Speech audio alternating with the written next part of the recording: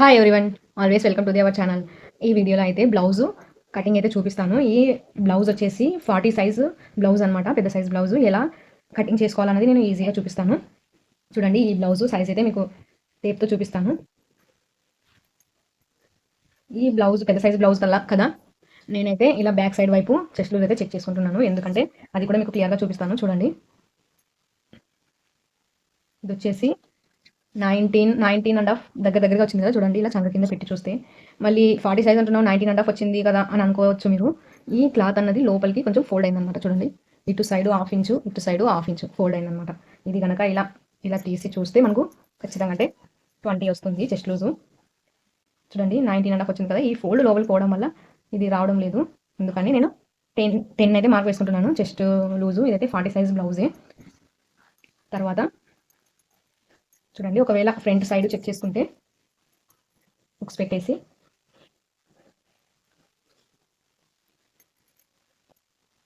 Front parts తక్కువగా ఉంది, back part ఎక్కువగా ఉంది కదా ఈ బ్లౌజ్కు. ఒకవేళ ఇలా చెక్ చేసుకుంటే చూసారా, 9 వచ్చింది కదా. 9 దగ్గరగా 9 వచ్చింది. కానీ అన్ని సైజు బ్లౌజులకు ఇది సెట్ కాదనమాట. కొన్ని బ్లౌజులకు బ్యాక్ సైడ్ వైపు చూసుకోవడమే బెస్ట్. లేదు టేప్తో చెస్ట్ లూజు మాకు వద్దు అనుకుంటే ఇక్కడ ఇలా పట్టేసుకోండి. బ్లౌజ్ని అయితే మొత్తానికి వచ్చేసి ఇలా పెట్టేసి ఈ టక్స్ ఈ మెడ మధ్యలో ఇలా పెట్టేసుకోండి. ఇలా టేప్ను ఇలా పెట్టేసి ఇలా టేప్ అయినా పెట్టేయండి, లేదంటే ఇలా పట్టేసుకొని చూడండి, ఇక్కడ స్టిచ్ చేసి ఈక్వల్గా ఉండాలి. ఇక్కడ వచ్చేసి మెడ ఇలా అయినా పెట్టేసుకోవచ్చు. ఎలా పెట్టేసుకున్నా చెస్ట్ లూజు మనకు కరెక్ట్గానే వస్తుంది. హుక్స్ పెట్టేసి కొన్ని చిన్న సైజు బ్లౌజులకి అయితే అలా సెట్ అవుతాయి, కానీ కొన్ని బ్లౌజులకి సెట్ కావు.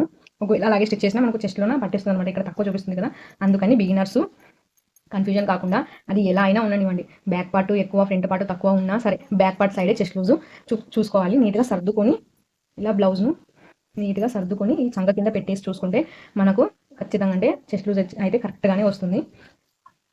తర్వాత నడుం చెక్ చేసుకుందాం. చూడండి, ఇక్కడ హుక్స్ దగ్గర నుంచి ఇలా టేప్ను బ్లౌజ్ను ఈక్వల్ పెట్టేసుకొని ఇలా చూసేసుకోండి. ఇలా చూసుకుంటే 32.5. ఈ డబల్ పట్టీ అనేది ఇలా ఫోల్డ్ చేసేస్తే 32 వస్తుంది కదా. డబల్ పట్టీని కొలవకుండా ఓన్లీ ఇది ఒకటే పెట్టేసుకోండి. 32 పైన 2 లైన్స్ అయితే ఎక్కువగా ఉంది, మనం 32.5 అనుకోవచ్చు. ఓకేనా. 32.5ని ఇలా సగం చేసేయండి. ఇలా సగం చేసి ఎంత 16 పైన 2 పాయింట్స్ ఎక్కువ వచ్చింది కదా. తర్వాత ఇలా చేసేయండి. 8 పైన ఒక గీత అయితే ఎక్కువ వచ్చింది. చెస్ట్ వచ్చేసి 10, నడుము వచ్చేసి 8 పైన 1 లైన్. తర్వాత పనిలో పనిగా ఆర్మ్ లూజ్ కూడా చెక్ చేసుకున్నాం. మార్క్ వేసి పెట్టుకుంటే మళ్ళీ ఆది బ్లౌజ్ తీసుకోవాల్సిన అవసరం లేదు, మళ్ళీ చెక్ చేయాల్సిన అవసరం ఉండదు కదా. చూడండి, బ్యాక్ సైడ్ వైపు ఇలా తీసేసి ఇక్కడికి అయితే స్టిచ్ ఉంది. ఇలా షోల్డర్స్ ఇలా ఈక్వల్గా పెట్టేసి టేప్ అన్నది ఇక్కడ షోల్డర్స్ దగ్గర పెట్టేసేయండి. ఇలా చూసుకుంటే 8.5 వచ్చింది కదా. 8.5. ఇప్పుడు ఈ మార్కింగ్స్తో మనం కటింగ్ అయితే చేసేద్దాము. ముందుగా బ్యాక్ బెల్ట్ ఫోల్డ్ చేయాలి కదా, బ్యాక్ పార్ట్ సైడ్. నేనైతే బెల్ట్ సపరేట్గా కట్ చేయడం లేదు. చూడండి, ఇక్కడ బ్లౌజ్కి ఎలాగైతే ఫోల్డ్ చేశారో నేను అలాగే ఫోల్డ్ చేసి స్టిచ్ చేయాలనుకుంటున్నాను. అందుకని స్కేల్ కంటే కొంచెం ఇంకా తక్కువగానే తీసుకుంటున్నాను నేను. ఇలా తర్వాత మనకు ఈ ఖర్చు ఏమీ అవసరం ఉండదు, ఎందుకంటే బ్యాక్ బెల్ట్ మనం జాయిన్ చేయడం లేదు కదా. డైరెక్ట్గా క్లాత్నే ఫోల్డ్ చేసి ఎమ్మింగ్ చేస్తున్నాము. తర్వాత హైట్ చూసుకోవాలంటే బ్లౌజ్ని ఇలా వేసేయండి. బ్యాక్ పార్ట్ ఫ్రంట్ పార్ట్ ఇలా ఈక్వల్గా 2 కలిపి పట్టేసుకోండి, సాగదు అస్సలు. ఇలా ఇక్కడ వచ్చేసరికి షోల్డర్స్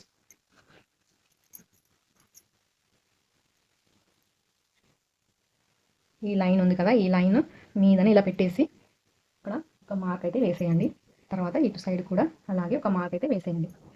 ఈ మార్కు కలిపేసుకోవాలి. తర్వాత 1/2 inch front part back part shoulders అతికించాలి కదా, అందుకని ఈ ఖర్చు. తర్వాత నేను నెక్ వచ్చేసి 4 ఫింగర్స్. నెక్ వచ్చేసి నేను ఇలా 4 ఫింగర్స్ అయితే తీసుకున్నాను. ఇలా 4 ఫింగర్స్కి అయితే ఇలా మార్క్ వేసేసుకున్నాను. తర్వాత షోల్డర్స్కి వచ్చేసరికి ఇలా 4 ఫింగర్స్ అయితే పెట్టేశాను. ఇప్పుడు బాగా గమనించండి, 4 ఫింగర్స్ నెక్ తీసేసుకున్నాం కదా, ఇందులో కొంచెం ఖర్చు తీసేసుకోండి. తర్వాత 4 ఫింగర్స్ మార్క్ వేసేసుకున్నాం, మన సైడ్ ఖర్చు తీసేసుకోవాలి.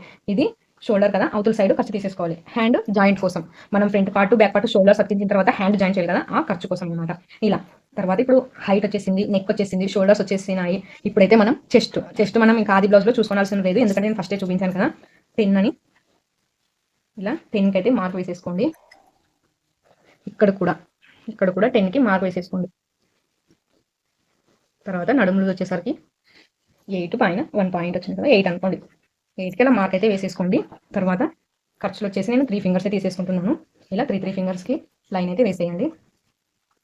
తర్వాత ఇప్పుడు చెస్ట్ నడుము కూడా వచ్చేసింది. ఇప్పుడు మనం ఈ ఆర్మ్ డౌన్ అనేది తీసుకోవాలి. ఆర్మ్ డౌన్ తీసుకోవడానికి ఇలా మళ్ళీ బ్లౌజ్ తీసేసుకొని ఆది బ్లౌజ్ తీసేసుకొని ఇక్కడ ఈ మూల ఉంది కదా, ఈ స్టిచ్ ఉంది కదా, ఈ స్టిచ్ కిందనే కొంచెం అలా ఒక లైన్ లైట్గా వేసేసుకోండి. ఎక్కువగా వేయకుండా లైట్గా వేసేసుకోండి. తర్వాత ఇక్కడ ఈ స్టిచ్ ఉంది కదా, ఈ స్టిచ్ ఇక్కడ నుంచి మనం టేప్ పెట్టేసి చూసుకోవాలి.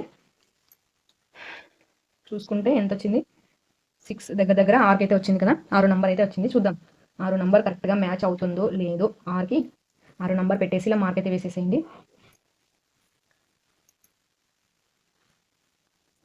తర్వాత ఇక్కడ కరెక్ట్గా ఉందో చూసుకోండి. ఇక్కడ 5.5 పైన 2 పాయింట్లు ఎక్కువ వచ్చింది. ఇక్కడ కూడా కరెక్ట్గా ఉండాలి. 5.5 పైన 2 పాయింట్లు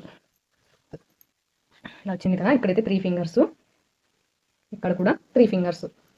ఈ పాయింట్ ఇదంతా 10 కదా, చెస్ట్ పాయింట్ అనమాట. ఈ 3 పాయింట్లు కలిపేసుకోవాలి. ఇలా కలిపేసుకుంటే మనకు ఈ డౌన్ కరెక్టో కాదని చెక్ చేసుకోవాలి. మనం ముందే చూసుకున్నాం కదా, ఆర్మ్ డౌన్ 8.5 అని. ఈ 8.5 కలుస్తుందో లేదో చూద్దాం, లేదంటే అడ్జస్ట్ చేసుకోవచ్చు. ఇలా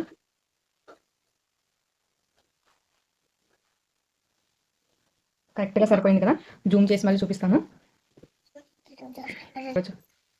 చూడండి ఇక్కడ షోల్డర్స్ ఖర్చు వదిలేసాం కదా, ఆ ఖర్చుని వదిలేసి మనం ఈ లైన్ నుంచి చూసుకోవాలి. ఇలా మనం మార్క్ వేసిన దాని ప్రకారంగా ఇలా చూసుకుంటే 8.5 చూడండి, యారో మార్క్ కరెక్ట్గా వచ్చింది కదా. 8.5కి ఇలా రావాలన్నమాట. కరెక్ట్గా మ్యాచ్ అయిపోయింది కదా. తర్వాత మనం నెక్ డీప్, నెక్ రౌండ్ ఒకటి చూసుకోవాలి. నెక్ డీప్ కోసం ఆది బ్లౌజ్ అయితే తీసేసుకోండి. ఆది బ్లౌజ్ తీసేసుకొని ఇలా షోల్డర్స్ని ఈక్వల్గా పెట్టేసేయండి. ఈక్వల్గా పెట్టేసి ఇలా మిడిల్కి పట్టేసుకొని 2 ఫింగర్స్తో ఇక్కడ ఆటోమేటిక్గా ఇక్కడ మిడిల్ కూడా వచ్చేస్తుంది కదా, ఇలా పెట్టేసుకోండి. తర్వాత ఇక్కడ ఈ లైన్ మీద నుంచి ఇలా బ్లౌజ్ పెట్టేసి నెక్ అన్నది ఇక్కడ అసలైన మార్క్ అయితే వేసేయండి. తర్వాత ఖర్చు, తర్వాత ఇది చూసుకోండి 2.5 వచ్చింది కదా, 3 పెట్టేద్దాం. సరిపోతుందో లేదో చెక్ చేద్దాం.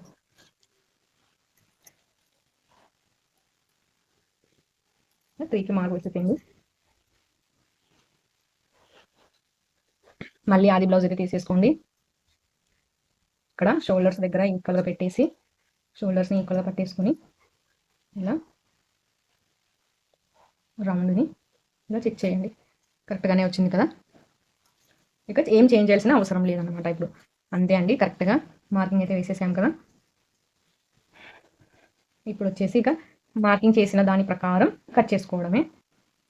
ఇంకా మీకు ఏమైనా డౌట్ ఉంటే కామెంట్ చేయండి, నేను కామెంట్లో లేదంటే వీడియో రూపంలో కానీ రిప్లై అయితే ఇస్తాను. ఇక మీకు ఏమి డౌట్ లేదని అనుకుంటున్నాను, క్లియర్గా చెప్పాను అని అనుకుంటున్నాను. మీకు నెక్ దగ్గర షోల్డర్ దగ్గర కొంచెం డౌట్ ఉండొచ్చు.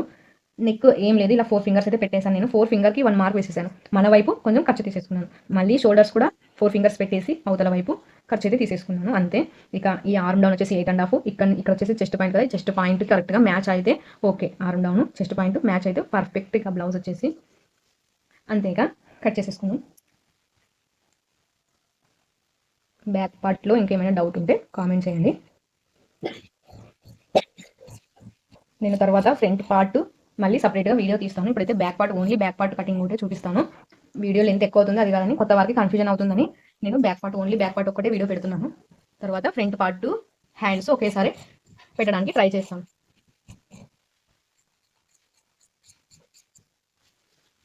ఇప్పుడు ఇంకా యాజ్ ఇట్ ఈజ్ ఇలా మార్క్ వేసిన దాని ప్రకారంగా కట్ చేసేసాం కదా. ఇక్కడ వచ్చేసి కట్స్ పెట్టేసేయండి. ఇక్కడ వచ్చేసరికి కట్స్, ఇక్కడ కూడా మనం ఇలా ఫోల్డ్ చేయాల్సి ఉంటుంది. ఫోల్డ్ చేసి ఎమ్మింగ్ చేయాల్సి ఉంటుంది. అందుకని ఇక్కడ కూడా కట్స్ అయితే ఇచ్చేసేయండి. మనం గుర్తు కోసం స్టిచ్చింగ్లో ఇలా ఫోల్డ్ చేసి ఎమ్మింగ్ చేయాలి కదా, అందుకని. మీకు ఇంకా ఏమైనా డౌట్ ఉంటే కామెంట్ చేయండి. అంతే. తర్వాత ఫ్రంట్ పార్ట్, హ్యాండ్స్ మరో వీడియోతో ఎక్స్ప్లెయిన్ చేస్తాను. వీడియో నచ్చితే ఒక లైక్ ఇవ్వండి. Bye bye.